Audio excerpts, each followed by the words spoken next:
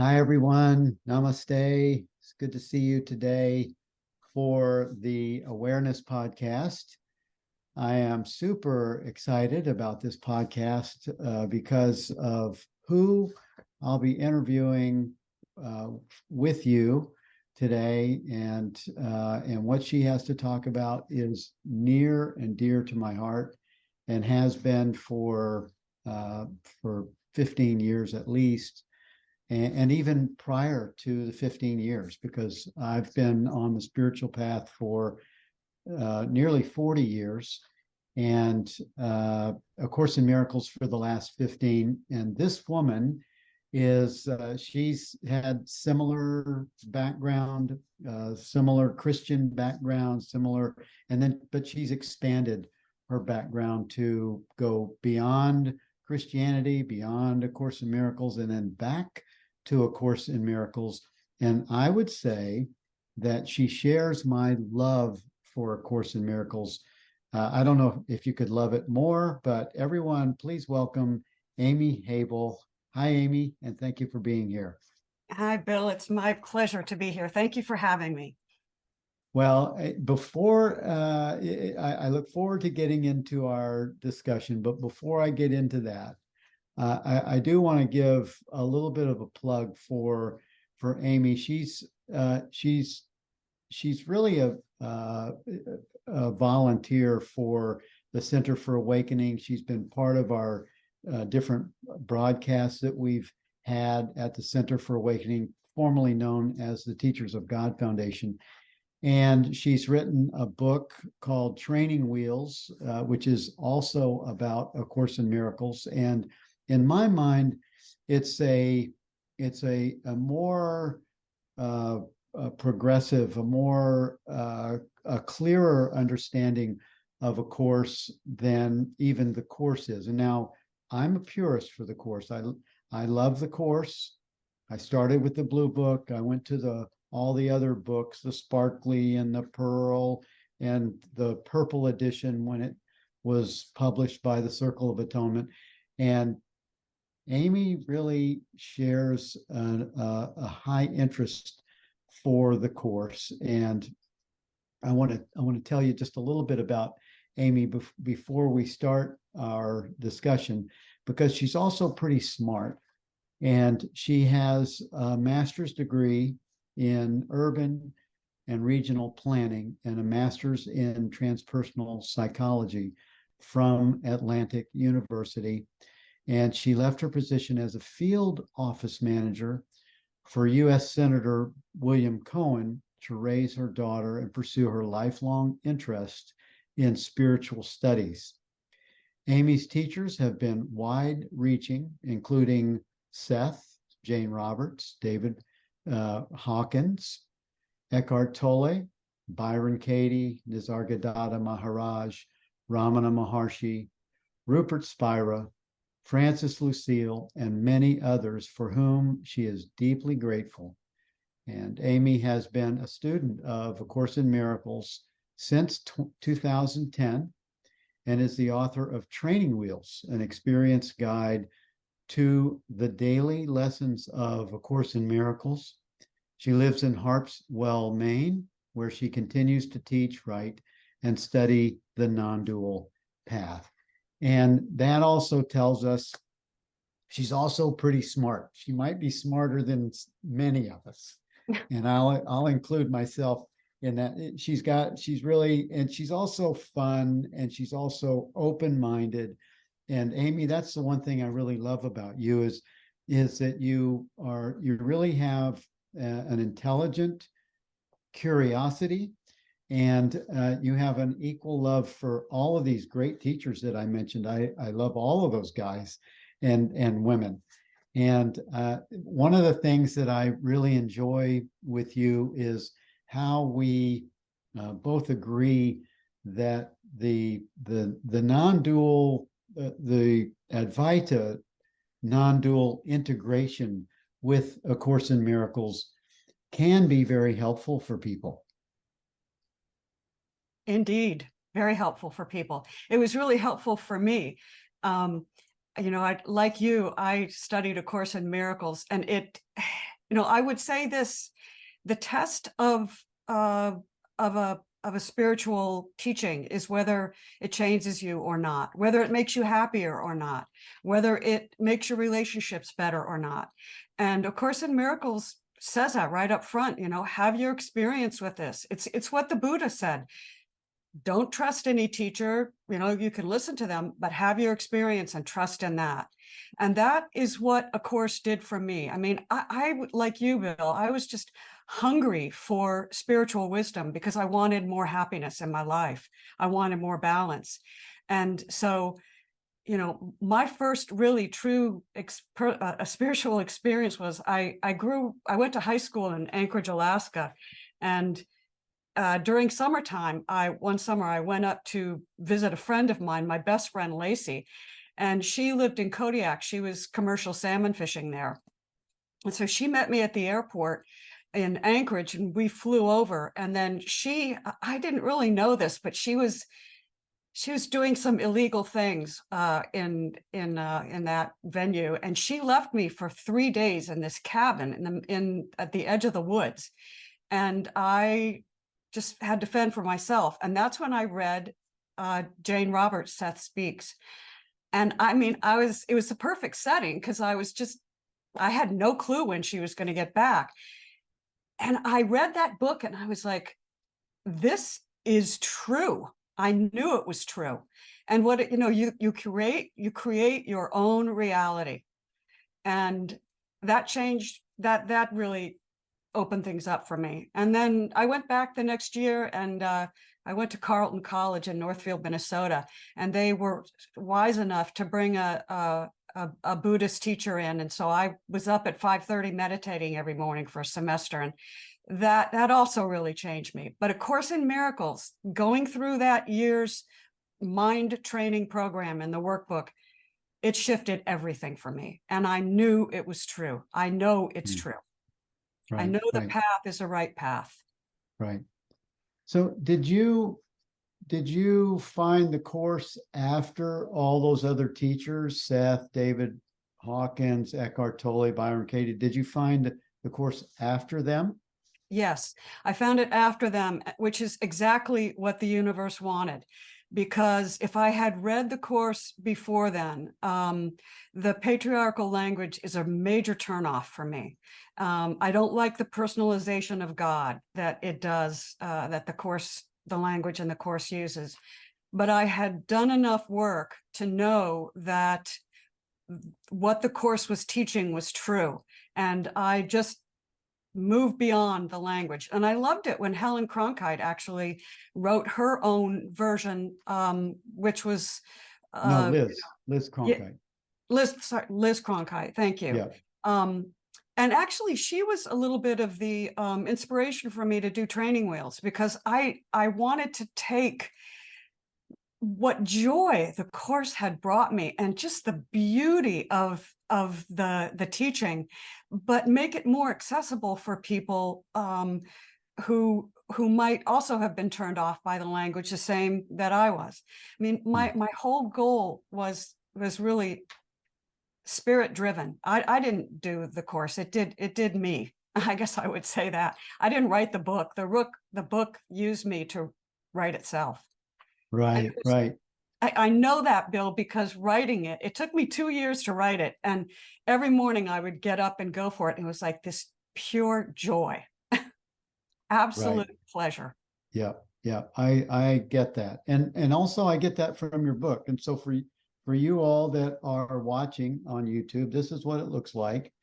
It's awesome. It really surprised me because for someone that is so in love with the Course, I was, as you are, and as I am, I was surprised that it was so clear in the non-dual understanding.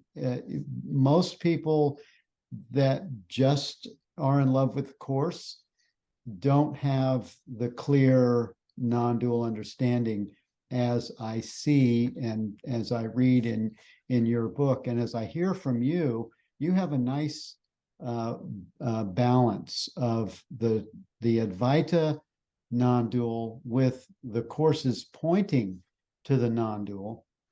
And you and I have a little bit of a riff on the non-dual versus dual because of A Course in Miracles, because I feel that it's not a non-dual teaching. You feel that it is a non-dual teaching, as other teachers that I know of, and we kind of have a fun, without any stickiness, we have a fun riff on that. And I really defer to your flavor of the course's non-dual nature, because the course is clearly pointing you to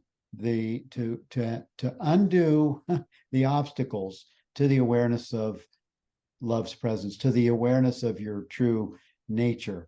And if it hadn't been for A Course in Miracles, I wouldn't be sitting here right now talking about non-duality. I wouldn't be talking about the ideas that we're presenting, and the idea that you're really so clear on, which is the integration of Advaita with A Course in Miracles.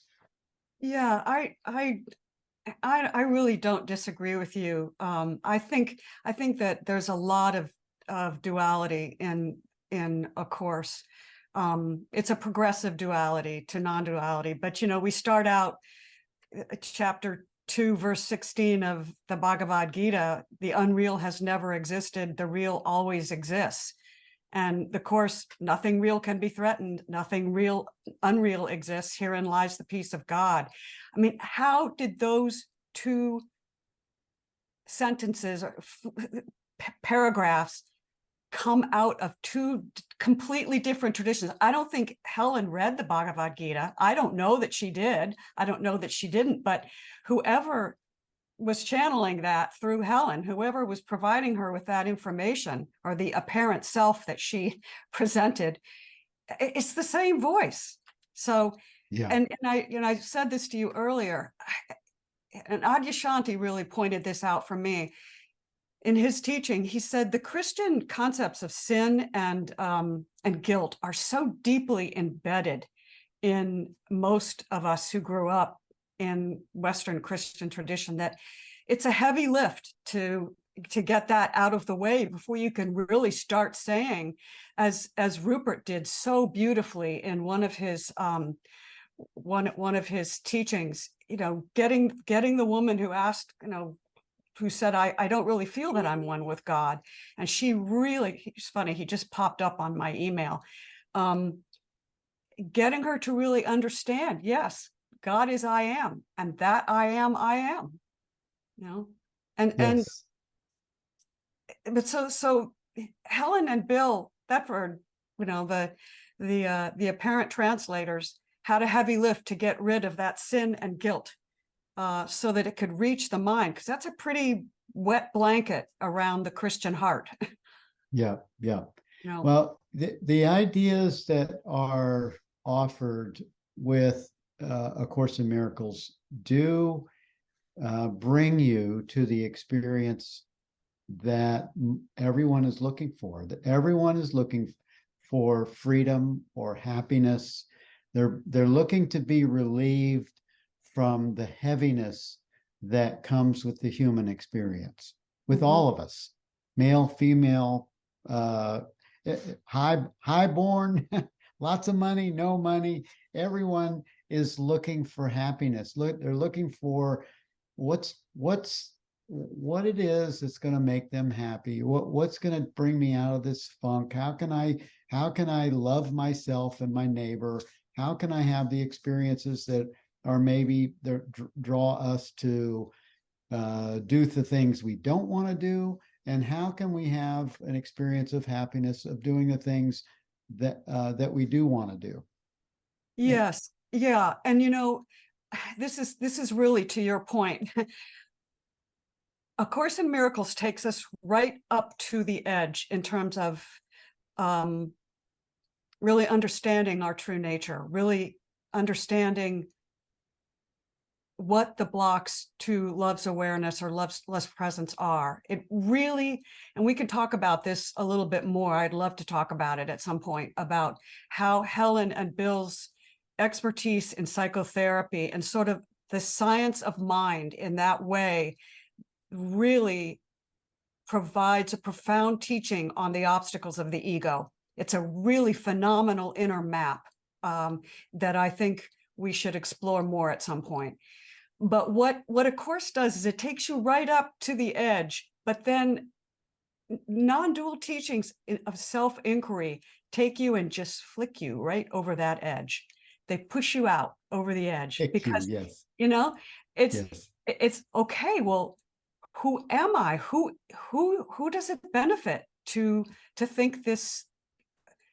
Who benefits from these angry thoughts? Oh, it's the egoic mind. I mean, yeah, of course, teaches me I'm not the egoic mind. That's not what I am. I'm one. I'm one with God. But self-inquiry is just that tool that's just the final piece. At least it was for me, you yeah. know. Yeah, Who it is. It is for a lot of people, and it's the proof. It's the only proof that you have that reveals what maybe you've always felt, or maybe you've always had a sense that I'm something more than this. And the self-inquiry actually allows one to verify for themselves that are they are they are that which is aware of experience. They exist when the self-inquiry allows you to investigate your true nature by asking yourself, who am I? Or what am I? Or what is it that is aware of my experience? It gives you that little thing of self-investigation that reveals you to you. you know that's absolutely spot on. And again, to your point about A Course in Miracles being sort of a both and in terms of the progressive path and the non-dual path. I had finished A Course in Miracles. I had gone through the daily lessons for probably 5-6 years. And I asked the Absolute, I need something more. This has become, I sense that there's something more than this. I need another teacher. I need another group of people that I can move forward with. And what happens? I discover Bill Free and Pure Presence. I discovered you. and that really, that was the answer. And I knew that I was going to get an answer. I wasn't like confused about whether I'd get one, but I knew enough that when I came across Teachers of God, that was like, oh, I found my next place I'm going to land. And I also asked, I really want to know what oneness is. I mean, I've read about it. I know intellectually about oneness, but I want to experience the oneness that I am. I want a deeper knowing of it. Help me to get there. And that's when Rupert Spira came in and showed me that when I step back here into the I am presence, the one who is aware, who's aware of being aware? Oh, I am aware. I'm the awareness, but who's aware of the awareness? I am. And isn't that experience the same for everyone? It's like, holy Batman. Yes, that's where oneness is. That's where it is. That's where we experience the oneness while we're still having this apparent form. Yes. That's the gift. That's Yes. the gift. Yes.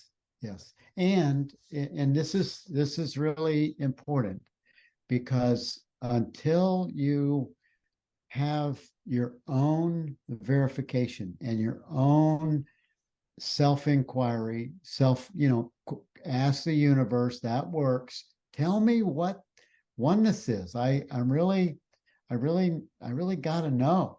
And just a simple request of the heart will be answered by, you can just expect it. It happens. It's just like rubbing a genie's lamp. Tell me. and it will reveal itself. It will reveal itself. And we were just talking earlier about, that's my understanding of the absolute. That's my recognition of myself as the absolute. How does prayer work? How does seeking work? I don't know, because I don't know what I don't know. Right. But I trust it. And there we go back to the Course in Miracles. What's the first attribute of a teacher of God? It's trust. And so it is trust and verify all along the way. Trust and verify. And so this self-inquiry, which is the gift of the non-dual teachings, never stops. As Tom Dass pointed out, to me at least, it's an art form. It's not like it's a formulaic thing that, okay, you learn self-inquiry and then you're all done. Then you can just apply it in every situation. No, it is an art form. And that is partly, my joy with these teachings, because I just love playing with them, because it's a game you'll never lose. You'll never lose at it, as long as you're being truthful with yourself and you're willing to walk. Yes, sometimes you have to walk through what the Tibetans call the graveyard of bones, where death, it's the valley of death. But even as you're walking through it, that you're not going to stay there, and that it's something that you need to do in order to get to the other side, where you're going to have a whole lot more information. The playing field is going to open up for you. Yeah. Well, the playing field becomes endless. And the reason that the reason that I became interested in sharing the non-dual, the Advaita, the more direct path understanding with A Course in Miracles, is because I love the teaching of A Course in Miracles. It feels pure. It feels true. It's mixed in with a lot of dualistic, and just as you said, the pronouns. I don't like even though I was a Christian for over 20 years, it's the thing that I needed to bring me to the Course. And the Course is the thing I needed to bring me to non-duality. But after I discovered non-duality and to know the self, and to do, and I have the template of the I am understanding and self-knowing. Well, now I go back and read the Course as poetry, as a love connection to the divine, that the divine has embodied me with an understanding of itself, and now it's reading itself back to itself. It's just it's lovely. That's beautiful. That's so beautiful. I would add another element to your eloquence, and that is, my sense is that A Course is really quantum. It goes to places we don't even know it's going. And so when you go back and you read it with this non-dual understanding, it takes you places that you didn't see the first time around. Exactly. So it's kind of like Jung's process of spiral of individualization. It's, you start at this point and then you keep going around in ever broadening, ever higher circles, incorporating more and more and more to that point. And that's what A Course does.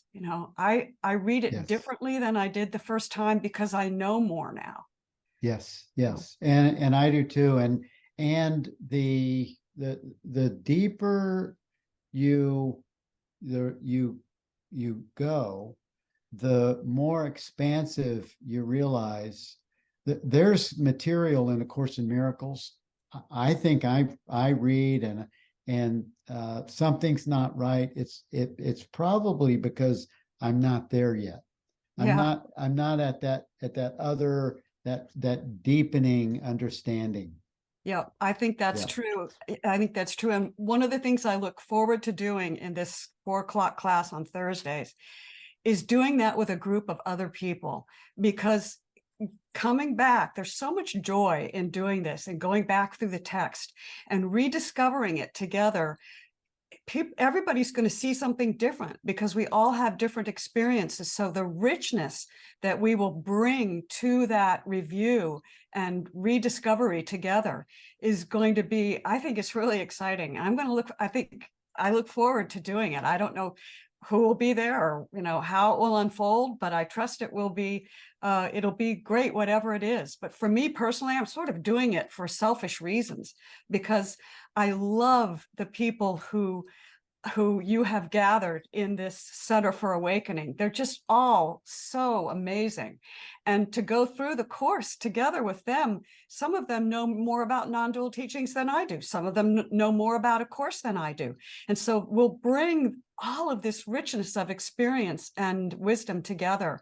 It's going to be really good. And I think another book may come out of it, but I'm not sure. We'll see what happens. Oh, that's cool. Yeah.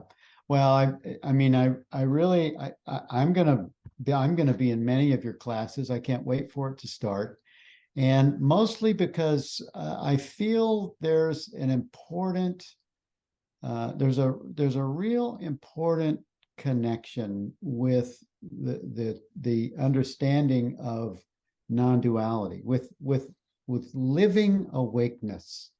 A lot of course students don't realize that you can have a lived awakening experience while you're still in the bodysuit.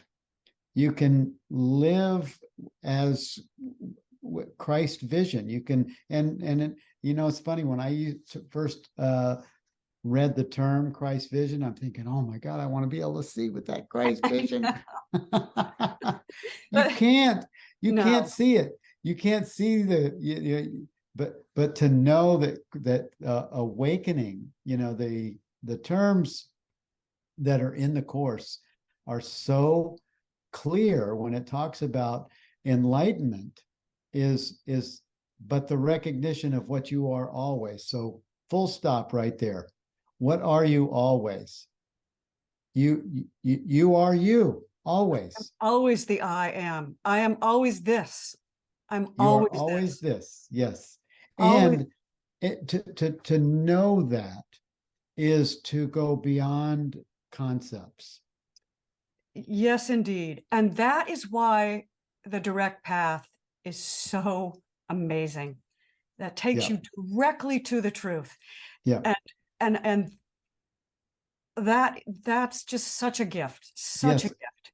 And the direct path, Amy, brings you back to the course to drink the truth. It's true. Now, I have one other thing that I want to say, I want to put in here, and it's another plug for Center of Awareness. I think it was Jenny Beal who was doing an interview with Ellen Emmett, and Ellen talked about how some non-dual students and even some non-dual teachers are not in touch with their shadow, because this is part of the challenge of the non-dual path. It can lead to a sort of spiritual bypassing, as can A Course in Miracles as well. But what A Course does, which is a real gem, is what Ellen said, I'm going to try and paraphrase this. She talked about the fact that the human mind has done such a great job of creating models. And, Jenny talks about models of truth a lot, because she's, as a wonderful non-dual teacher, she uses truth. That's her measure is truth. Yeah. And so she looks for models to create models. And are these models true, using the headset that we have? And so Ellen was saying to Jenny, we have all these models that we've created that we can test to see whether they're true or not about this external world and the laws of this world. But there are certain laws also that are inner laws that apply when we sit on the mat and we really go inward. What are some of those models, some of the laws of those models? I mean, A Course talks about the law of love. And, we don't see with Christ's eyes, but we see through the heart, through Christ's heart. That's where true vision is. Or that's one of the places it's located. But so one of the things I think A Course does, and I think this is why the Absolute may have come through Helen and Bill as such brilliant psychotherapists, is they really started mapping the inner laws that the ego follows. And there's nothing wrong with knowing what those are. You can go directly to the I am, and that's fantastic. But it's really good to know where the pitfalls are. And I think A Course is excellent at doing that. Investigating, how do these inner laws work? What is the law of love?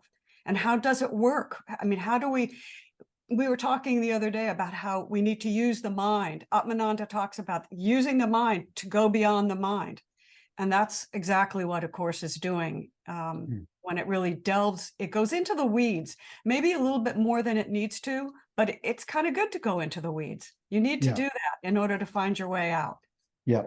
Yeah. Well, one of the things that I needed, I started with A Course in Miracles in this total relationship with Jesus and wanting to have this understanding and this connection with the Holy Spirit, because I felt as though I was being led. I felt as though there was something that was leading me with to answer the desire of my heart, which is to know the teaching of Jesus. And I felt like that drew me. It did. It drew me to Jerusalem. It drew me to Bethlehem. I wanted to go hang out, touch the dirt where that guy walked. I really wanted to know the things that he knew. And there was something off, something in the teaching that was off. It just didn't click right with me. The judgment and the righteousness and the different 20,000 different religions and all these different things, something felt off. Well, guess what? What got answered was, first I looked at Science of Mind, and I looked at Ernest Holmes, I looked at different teachers. Then all of a sudden, A Course in Miracles drops in my lap, and I'm going, oh my God, this is the missing piece. And it answered hundreds of statements that were in the Bible that I felt that something seems off with this, and that answered all of that. And then lo and behold, I find after I finished the course, I'd go through the course at least 8 times. Like you, I'm missing something. Something's missing. And then non-duality drops in my lap. I meet Muji. I'm going, okay, I love what he's saying, but I don't like the guru. Something's off here. Then I meet Rupert. Oh my God, the heavens opened up, and I had the direct experience I'd always been looking for, and it's never been lost. It's always remained exactly right there, right here. We can know the self, and also and stay excited, stay enthusiastic and in love with the course and all the teachings, and also know, oh my God, this is still just the beginning. Absolutely. It's just the beginning. It's so beautiful to know that. Your path and my path were similar in some ways. I mean, I never really got into biblical teachings because I was so turned off by the patriarchal language. It's like, okay, Adam begat John, and John begat Sam, and Sam begat, whatever it was, this lineage of guys. It's like, well, what happened to the Where's the, ovaries here? Somebody had to have a uterus for all this to happen. that's funny. And I took a affront at that and said, well, it's not true for me. So, and I know I could apply the same thing to some of these beautiful, beautiful teachers, Nisargadatta and Ramana, and now Atmananda, maybe not much so, because I was just reading about his life as a grandfather and how, his grandkids used to come and sit on his lap. But one of the things I think the non-dual teachings, they miss out on, that they lack this perfume or this flavor, is they're written by these men who have never been pregnant, who have never given birth, who have never experienced the love of looking at your child who is looking at you while you're breastfeeding, and that oneness, that unity, that really is a form of love that men have access to, but it's a little easier for women because we give life, at least apparent life in this apparent world.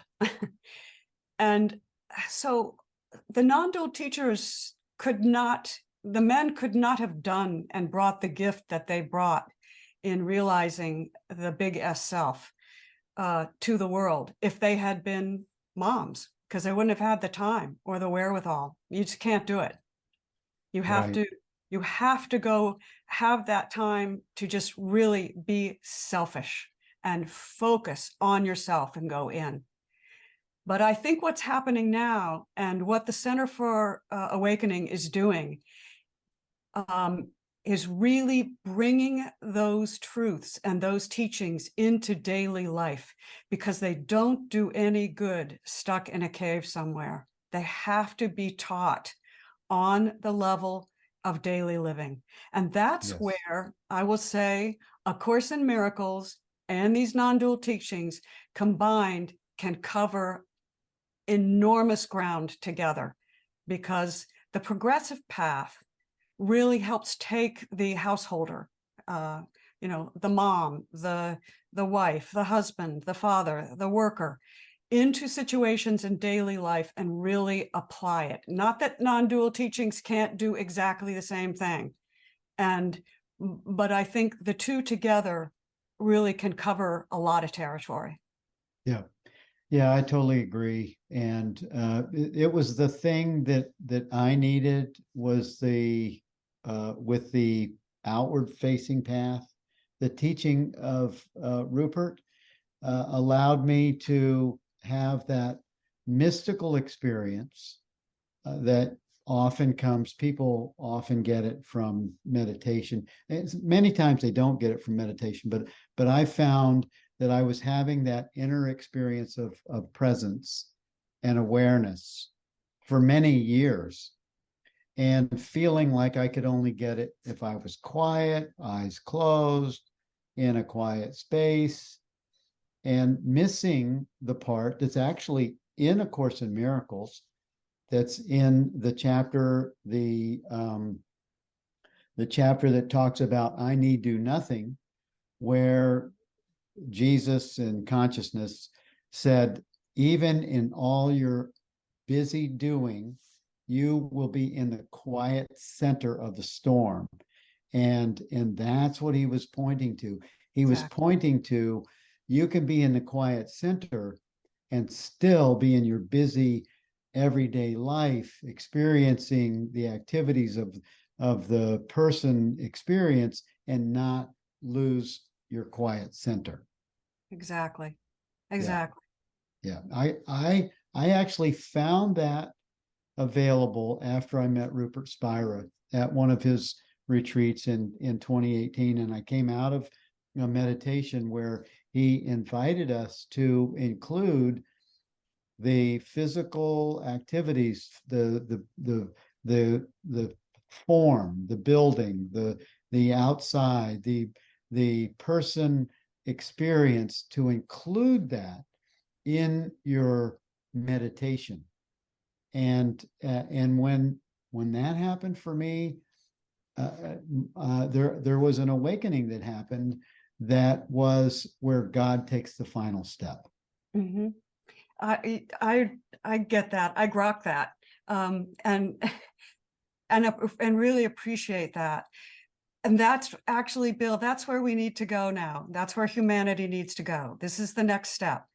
Yeah. Because we need to do this, in the activities of daily living.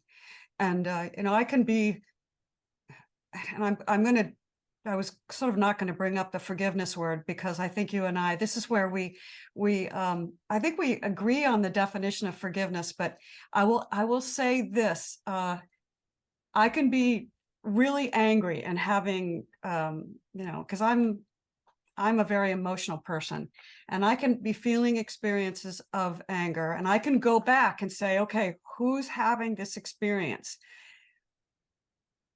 I am. Who's aware of having these? I'm aware that I'm aware I'm having this experience. But sometimes the emotion, Jim Self says emotions are magnetic and thoughts are electric. The magnetism of the emotion is just like this heavy, wet blanket again over me. And so when I say, oh, so just forgive yourself for having that. I mean, it's just come up. It's nothing. That for me is like the final letting go. It's like, that's where I can really get back. That's where the veil lifts between here and back here, is with forgiveness. And then I go all the way back. Okay. Right. Right. Now I'm here. And I think that's probably true for many people. And, but ultimately, forgiveness is really seeing that there's nothing to forgive at all. So Yeah. that's the truth. Well, the only thing I would say about maybe our maybe our differences, and I don't even think they're differences, just like you said, on the use of the forgiveness, using forgiveness, not using forgiveness. I just think it's a Christian term that bears too much baggage. It bears a kind of almost like a it has a sense that you have to do something and something has to be done. And really, what forgiveness is, it's shining the light of presence, your true nature, on all experience. And it's like using whiteout on anything that's happening in your mind, in your world, in your experience. Once you self-realize that you are the awareness of love's presence, you are the light that shines as God through your human experience. Once you realize you're that, if you can rest right there, that's like forgiveness on steroids. You can, when you learn to really pause in the no thought zone, just the pure being, that's forgiveness. That's what forgiveness does. I completely agree with you on that. And there's, that's maybe forgiveness for you is like the patriarchal language is for me. It's like, it just gets in the way. It kind of is. Yeah, I get that. I do. I totally get it. I know we're running out of time, but I'll just briefly share with you that I was in the company of a woman in Halifax who I was renting her apartment, and she was showing me around. We went through, and she had all these books on Adyashanti and yoga and Nisargadatta and all these books. I said, you and I are reading the same things. This is really interesting. I'd love to, to sit and talk with you. And just before she left to leave me alone in the apartment, she said, I've had this experience, and it's been 10 years now. I had a friend who was in this yoga thing with me, and he did something that I just really upset me, and I haven't spoken with him in 10 years. And I can't get beyond it. I just can't get beyond it. And I was open just listening to her. And I said, well, maybe just forgive yourself for not being able to forgive him. And maybe that will open things up for you. And she was like, this light bulb went off. Oh, yeah. Forgive myself for not being able to forgive. And that's why I say forgiveness is sort of alchemical. But Yeah. I totally get what you're saying, and I completely agree with you. Forgiveness is just another form of allowing or non-resistance to what is. Yes. Yes. That's really what it is. It's a form of untethering yourself from an energy of your own trauma, of your own experience. It allows you to untether you so that something better can take its place.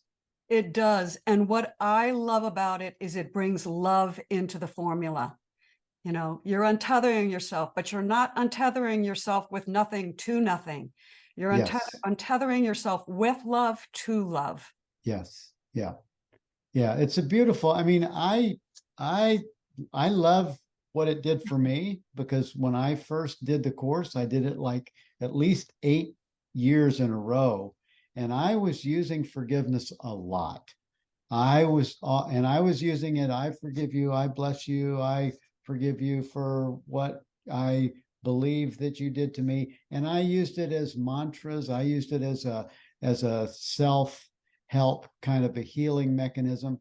And I feel that it actually did do its job, which allowed me to see more and more, and to keep the thirst and the desire of the heart to know the self. I feel that that's how awakening occurs.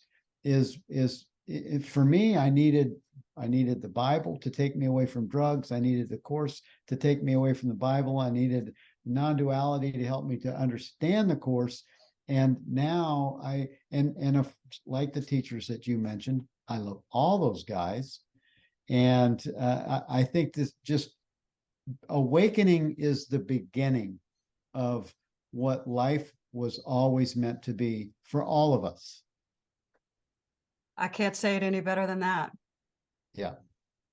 So for all of you, for you guys and gals that are listening and watching, and you know what, I think we've had this conversation before, Amy. I dislike the male pronoun uses of all of these spiritual teachings. I think it should almost be required to say he or she, him or her. It should always have a slash between that statement of who it's talking about, because you like you said, without the ovaries, there's no humanity.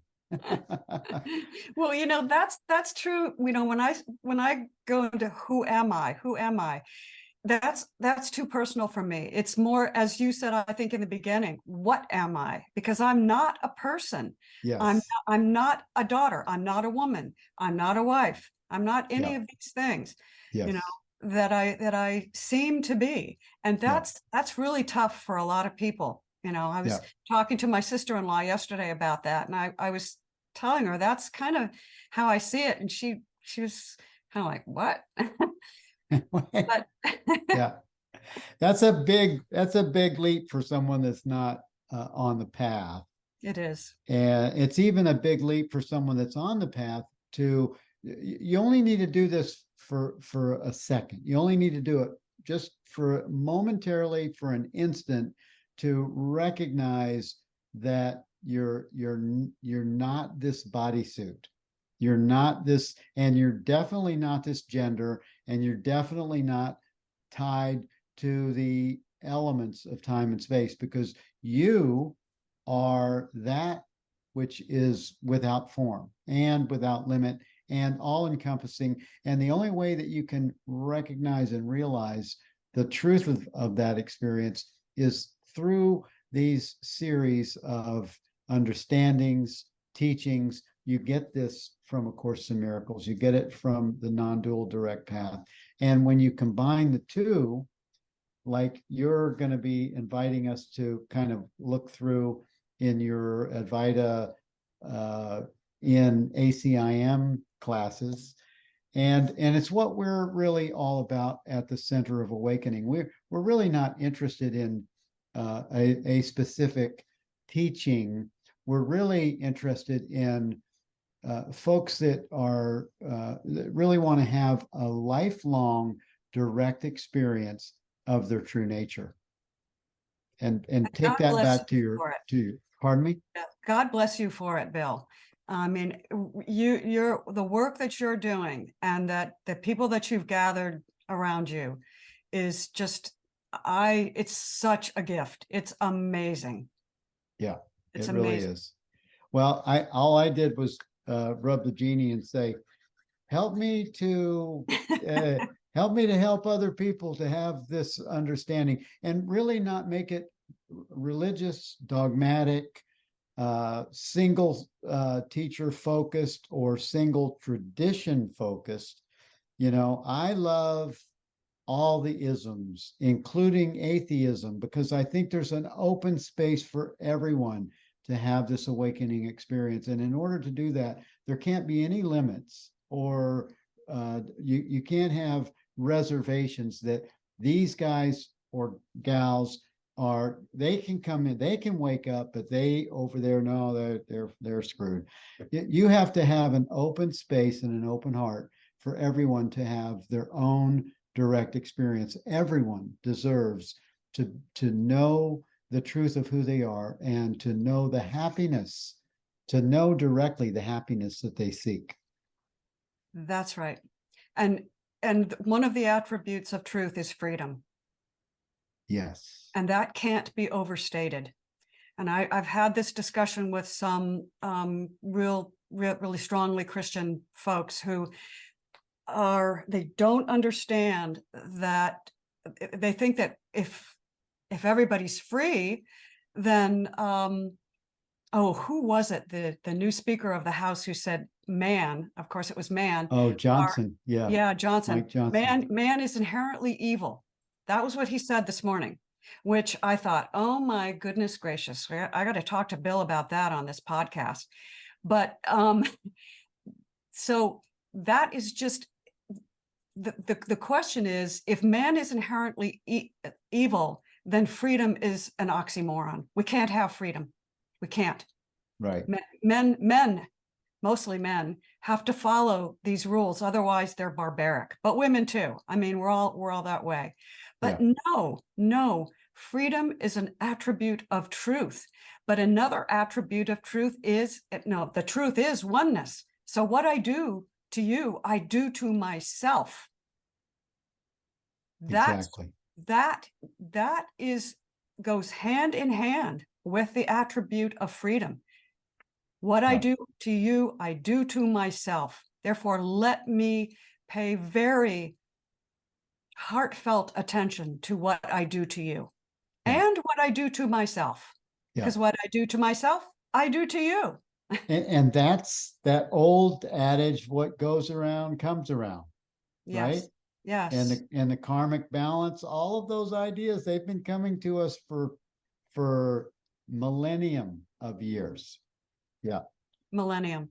And, I wanted to just read this to you.